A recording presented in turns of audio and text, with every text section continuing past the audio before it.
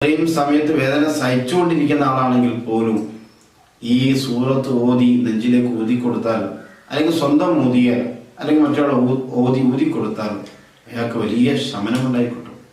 നമ്മളൊക്കെ പഠിച്ചു വെക്കണം. എപ്പോഴാണ് നെഞ്ചുവേദന ഉണ്ടാവാന്ന് പറയാൻ പറ്റില്ല. പല കാരണങ്ങൾ കൊണ്ടുണ്ടാവാം. ചില ആളുകൾക്ക് ചെറിയൊരു ഗ്യാസ് മതി നെഞ്ചുവേദന വന്ന് പ്രയാസം അനുഭവിക്കുന്നത് കാണാം. ഇത്തരം ആളുകൾക്കൊക്കെ ചെയ്യാൻ പറ്റിയ ഒരു മരുന്നാണ് പരിശുദ്ധ ഖുർആൻ.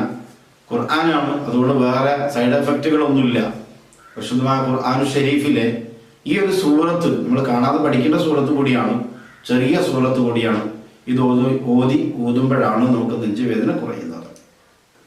ഇപ്പോൾ നിങ്ങളുടെ ആകാംക്ഷ ഏതാണ് ആ സൂറത്ത് എന്നതിനെ കുറിച്ചായിരിക്കും. ചെറിയ സൂറത്താണെന്ന് പറഞ്ഞല്ലോ, വളരെ ചെറുതല്ല, എന്നാലും നമുക്ക് ഓതി പഠിക്കാൻ പറ്റുന്ന ഒരു സൂറത്താണ്.